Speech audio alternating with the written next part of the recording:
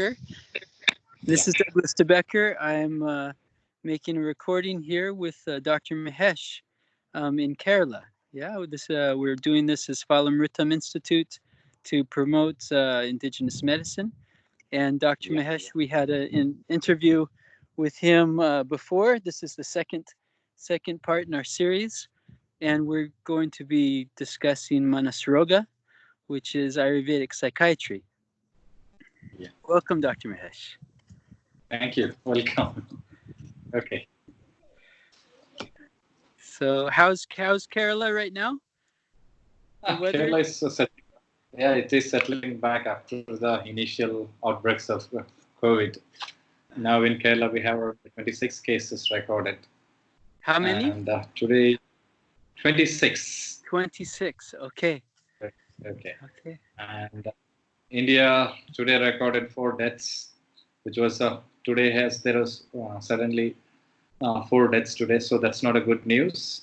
Uh-huh. So India is taking measures, and the Prime Minister had called off for not to gather in the social gatherings, and he called us everybody to get off on Sunday as a total, like a stopping of outing.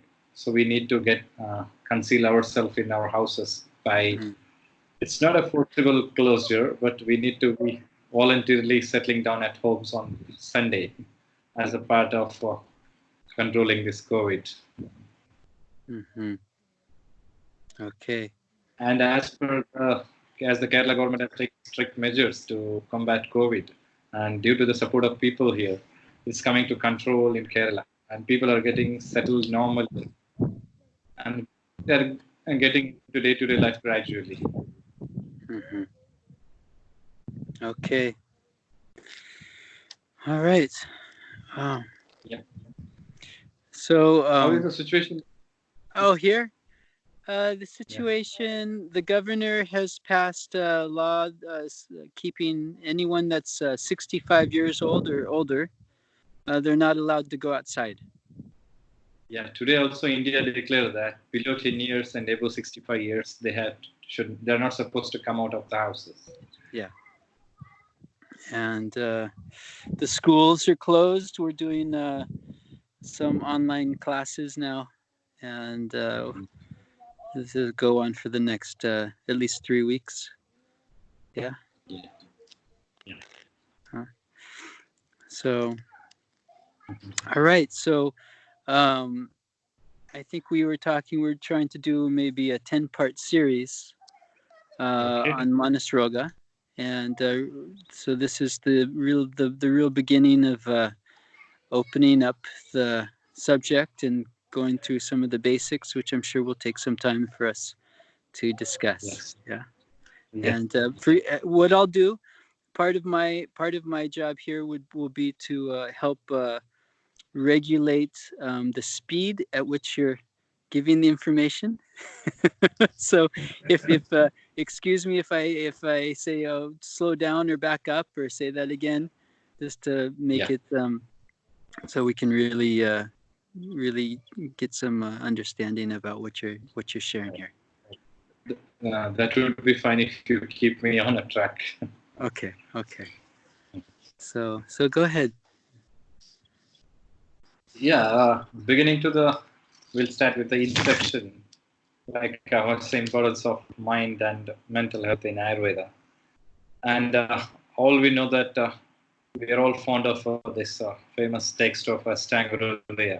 The very first version of Ashtanga starts with explanations of mind and mental illnesses. Like it starts with explanations of what are emotions and how they play a very great role in the human's health. So they explain like ragadi yoga, and they explain experiences like ragas, that is desires or emotions. When we keep a face on these emotions, we can maintain or get a better health. Okay, so that's how the Ayurveda gives importance to the mind and mental health.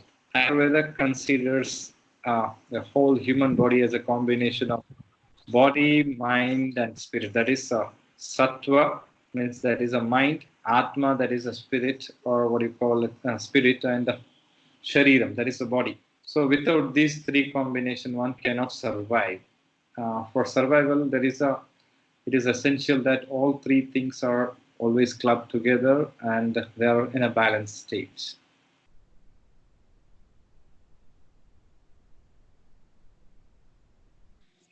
Okay, so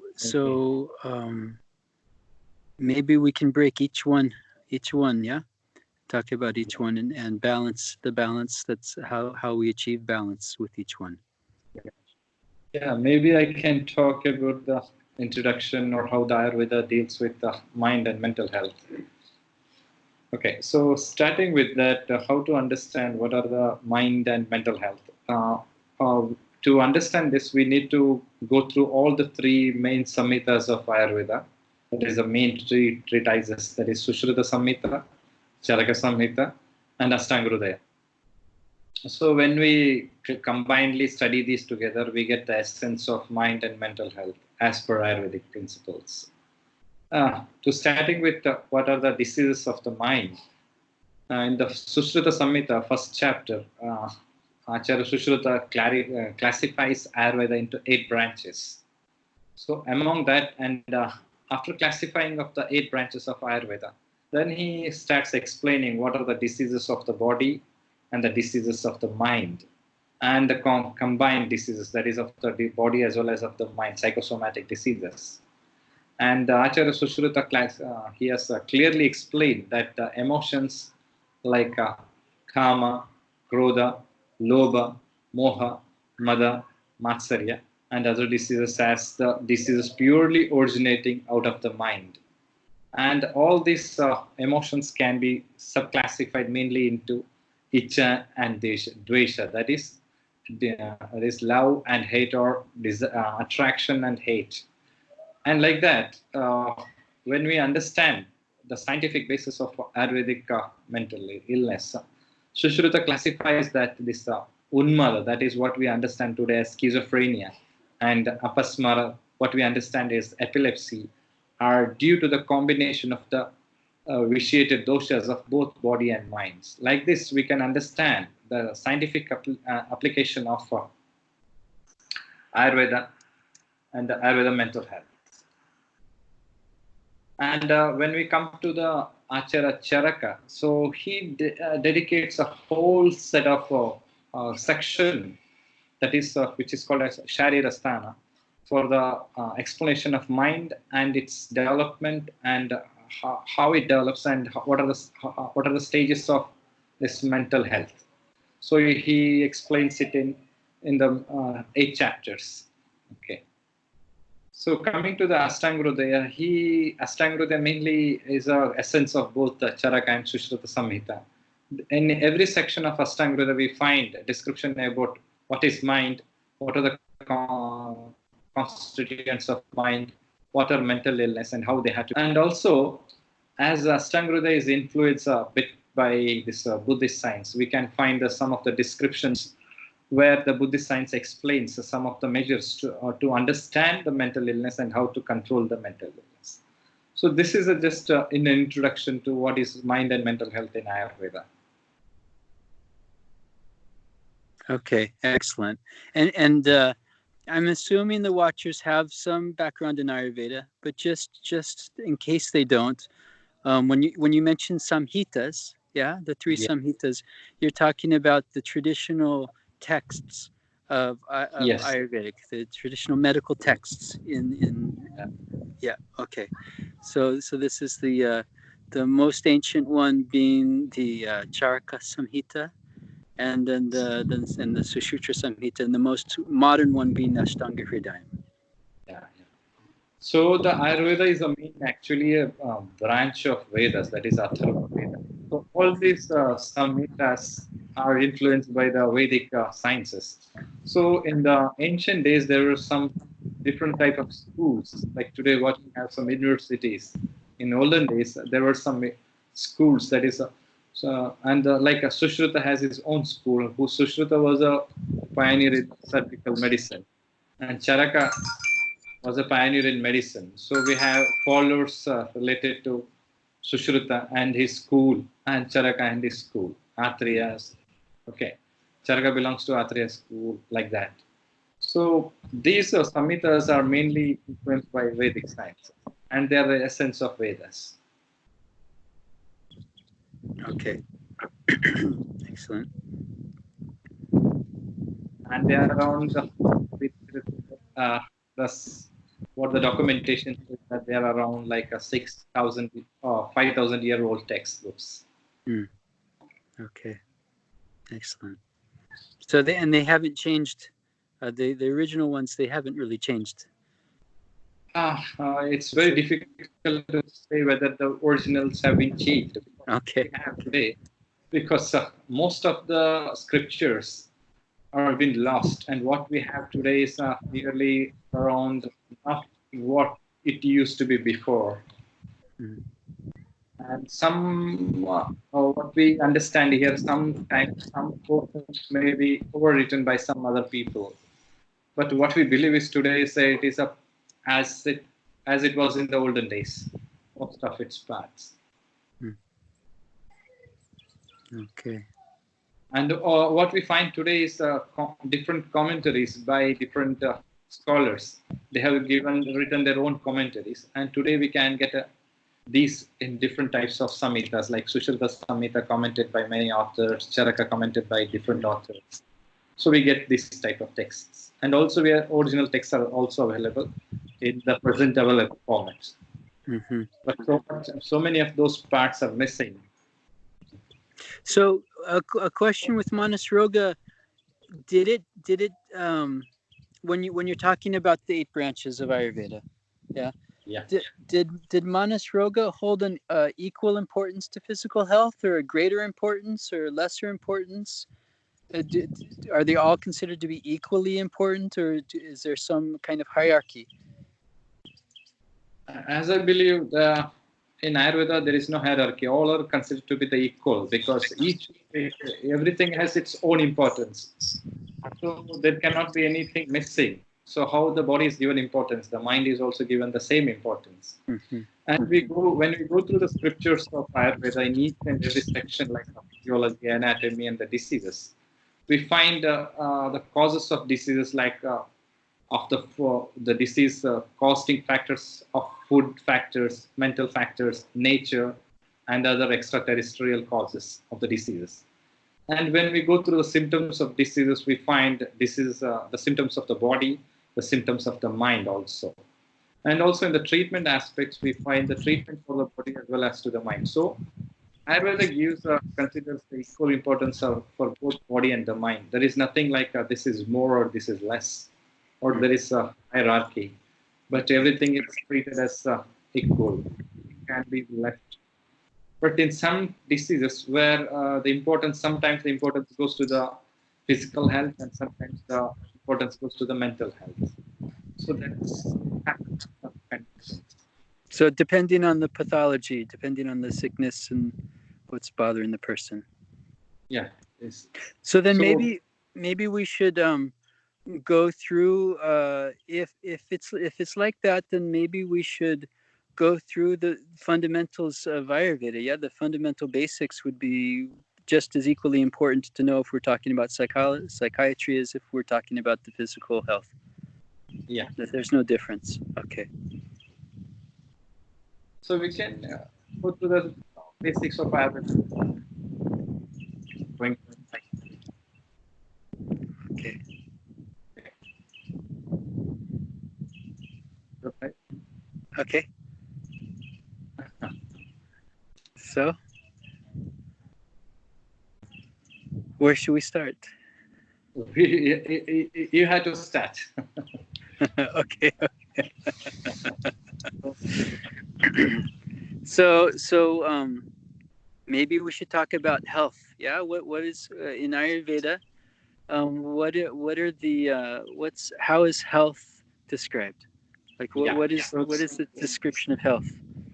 That's a good question to start with. What is Ayurveda? So Ayurveda describes health as a complete state of balance of body, mind, and digestion, and proper perception by the sense organs, and proper perception by the mind. So when all these things are balanced, we call that as a state of health. So I can describe it in detail. Like when we consider body is built up of three doshas. That is Vata, Pitta, Kapha. These three doshas are the what you call sustaining uh, forms of the body, and they are the driving force of the body. Vata is understood as like a neurological factor or driving force of the body. Pitta is the metabolic force in the body. Kapha is the supporting force in the body. And all these three doshas are always in a state of varying according to the time, according to the season, and according to the age. So the balance of these three things can happen only when we can have a good lifestyle and the food style. And a balance of these three doshas, along with the digestion, what we have, the digestion, we can understand it as a proper metabolism in all the sections of the body. And also the complete build-up of the body, which includes the saptadhatus, means the seven tissues, what we call in the body, so that they all need to be also balanced. And also, as we are every day involved with the metabolic activities, the proper excretion of the toxins out of the body is also essential. So, and also, this is to the physical health. When it comes to the mental health, how to assess the mental health is that a person who is able to properly perceive the signals from what you are coming from the other person or from the nature, the proper perception of the signals and reacting to them in a proper way without much of the variations in the emotions. That is called as a normal mental health, and also proper perception by the senses, like not deviated, like in case we have the delusions and the hallucinations. When the sense organs are free from such things, and all the components of all these three things are called as a status of health. So this is what the basics of Ayurveda. By this, we can understand that Ayurveda focuses mainly on the broader aspects of physical health, mental health, social health, and spiritual health. So, which is a very essential part into today's what do you call the definitions of health of WHO? What is that? We can call health is a state of complete state of normalcy of physical health, mental health, and social health, and spiritual health. So the ancient concept and the modern concept suits ours. They are the same one, as we can say.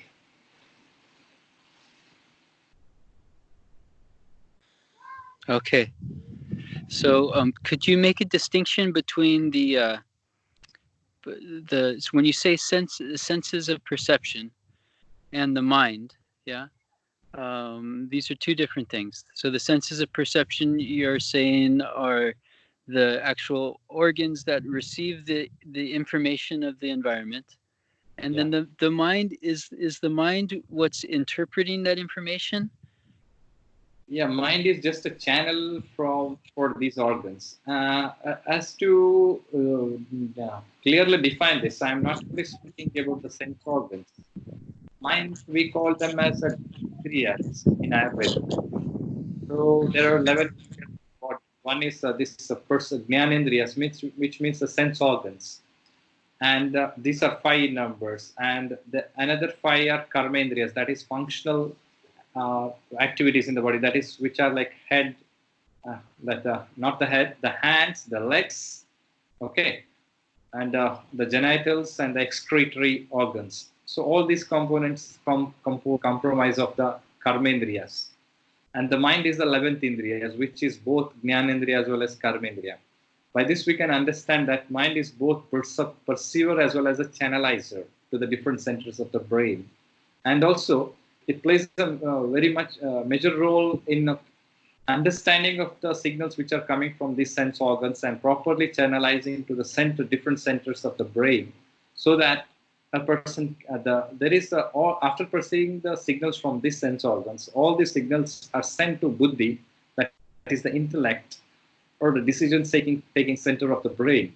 And mind plays a very good role in properly sending signals to the proper centers to take proper decisions.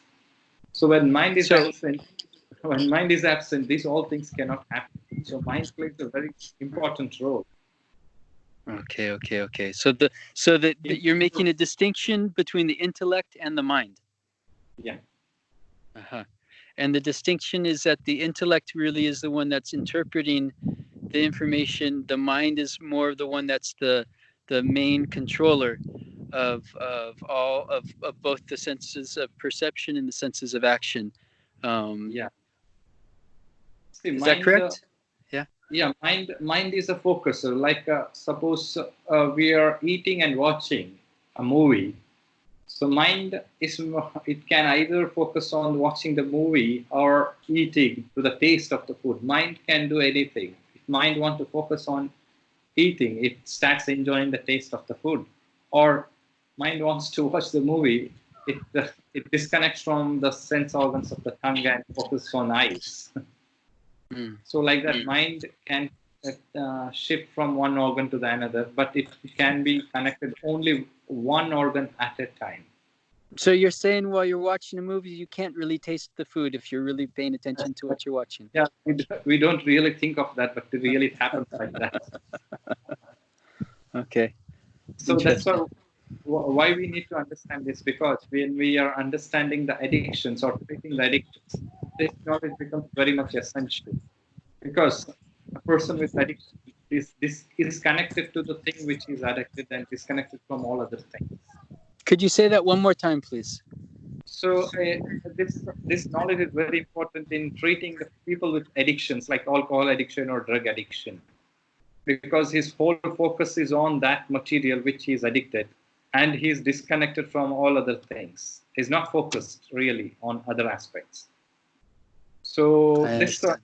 yeah, this for this when we understand that, we can understand that we need to make a divert from that portion to other organs. So this would We have be not just substance addiction, but you could say addiction to anything. Pornography, addiction yeah, to anything that they really like if they're addicted to sports and fighting and competition, or if they're addicted to sitting and reading and studying philosophy. Would that be the same? yeah, anything done overdone is addiction.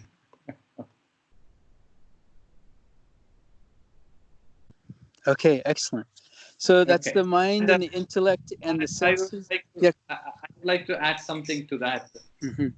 Mind functions in two ways. One is connecting to the senses and connecting to itself. Okay, it's called Sendriya and Nirendriya. It can work with connection with senses and without connecting to the senses. So, like when we are sleeping or closing eyes and thinking, so that's a kind of connecting to self, the thought processes. So when a person overthinks, that's also kind of addiction. That like in Mm. what you call in depression, he goes on thinking and thinking. That's the word called inner. He's disconnected from the world. Mm. So mind can work with connecting to the sense organs and disconnecting also.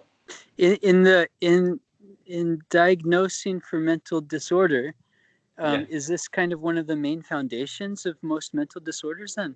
Yeah, one who is having a good knowledge of what is mind and how does it function, he really can able to diagnose a disease or understand the nature of a disease in each individual. Because the mental illness, even though their name is same or single name, but their presentations or the built up of diseases in different people will be different. That's why we take a very good history when a patient comes, and each patient is, we have to spend a lot of time all to understand that what is their build and how is their mind working and how did the disease develop, so that we can break up the process. Uh-huh. So are you So saying that like in terms of like almost a pattern, like things are yes, stacked upon other things, and for yeah, each person, the result is maybe the same, but the way their pattern has been stacked up is different. yeah. That's why, because good knowledge of mind as per Ayurvedic science is very essential to understand the diseases, because mind behaves in or it acts differently in different persons, because there are so many contributing factors like what we discussed in the first discussion, that prakriti or personality also plays a very major role in the functioning of the mind. And the food what we eat also plays a very major role, like how the mind works, or the place where we dwell, that also plays a very major role in functioning of the mind, and also the culture and our families. There are so many contributing factors for the functioning of the mind. Even though there are many multidimensional components for the functioning of the mind, and how does the mind functions with all these influencing factors? When a person better understands all these components, we can understand the process of build-up of diseases in a person. That will help to resolve individuals' mental ailments. And then you can connect or influence these imbalances in a person with just, I'm speaking from experience, watching you in your office with your Yeah, clients. I yeah, noticed a lot of times you would just choose certain things to say to them yes, yeah, of some important. It seems like you would, I would watch you do a diagnosis and feel their pulse and ask about their history, their physical issues and stuff. But then I also noticed that sometimes in engaging them in conversation, you'd say certain things that you could tell were very important to them, and they needed a little bit of reassurance or need a little bit of positive feedback about something. That, for instance, one thing in particular I remember is telling people how they would be really good at a particular thing in their career. Yeah, yeah, yeah. you It's called remember this? Yeah. professional counseling. That is. Yeah. So this is affecting um, in terms of how the physical body is affecting the mind, and the mind is affecting the physical body. When you're dealing with the mind or the body, is it possible to or do you actually use it? In theory, it seems like it's possible to affect the disease directly just by conversation and saying the right thing at the right time, and shifting the way the mind is perceiving itself and the world, and it's in Yeah, relationship with the world. yeah. So is that something you do, and then after that you can give supportive herbs to continue the process? Yes. First thing is to better understand a person from his perspective. Okay, because so many times most of the mental illnesses are originated due to the negligence or not understanding a person properly. So if everybody understands everybody, I think there would be no mental illness in the world. So you're saying that for the patient, when the patient feels that people don't understand him, this Yeah, becomes a root cause of a lot of mental disorder in yeah, the person. that's the one of the major cause of the mental illness. And how do they talk about that in the texts? This is the what you're maybe what you're saying about the mind's relationship to itself. Yeah, you see, what happens in the science? No, there are no direct explanations, but there will be indirect explanations in different topics. So what we do is we club all these together and make it as a base for our practice. Okay, so maybe then again I need to back up Yeah, and let's get back to the basics. yeah, yeah. Because see, what has happened is that uh, all the diseases which are explained in our texts are connected to each other. One cannot study only one disease and start practicing. He should have an idea of almost all the diseases. Like there are 30 diseases explained in a text, means he should have an idea of all the 30 diseases. Because I'll give an example. One gruta which is explained, or one medicated ghee which is explained for one disease, you can see that it is explained for many diseases. Hmm. Okay, so this gives a understanding that all the diseases are interconnected. And while these samhitas explain the disease, they are not really explaining the cause or the treatment of the diseases, but are also the different dimensions of a same disease, or I mean, multiple dimensions of different diseases. Okay, So when we club together, what will the question you arise, like what are all these things? What we find today as a social cause, or the food cause, or the natural cause? All these come in a straight line when we pick up these things and start putting at the same center and try to understand an individual from all the angles. Mm-hmm. So what we started, we covered that there's the three energies Yeah, of compensation, so to speak, in the body. Yeah, the Vata, Pitta, Kapha doshas, and then doshas. there's 7 tissues of the body that are generated and created, Yeah, and the and structure. uh, and wastes, right? Yes, yes, And then you have the mind, the senses, yes. senses of action, senses of perception, and then the 11th is the sense of self. I guess, is that what you'd say? Sense of self. Yes, sense organs and functional organs, what we call functional organs. Uh-huh. Now, And the 11th one, how would you say the the 11th 11th one? one is the mind itself. Okay, the mind itself. And the intellect is something separate and still. Yeah, Something, intellect is also there, and also a good soul or a sound soul is also there. That is prasanna atma. a good sound, is that what you said? So, like a prasanna atma, that is a sound soul or a peaceful soul. Peaceful sound. Soul, atma, soul. Oh, soul. Soul, what you call Soul. Thank you. Okay. soul. So then there's the soul. Yeah, Okay. So all these are the different components of a healthy person. They're all in balance and all harmonized. yes, And so when you're looking at disease, we're just doing very general. When you're looking at disease, then you're looking at how these things have become imbalanced, excess, yeah. deficient, Yeah. or okay. It is a multi-stage assessment, like a Tridosha assessment, Dhatu assessment, Mala assessment, Indriya assessment, and Manas assessment, Atma assessment also. So how important is the intellect in all this?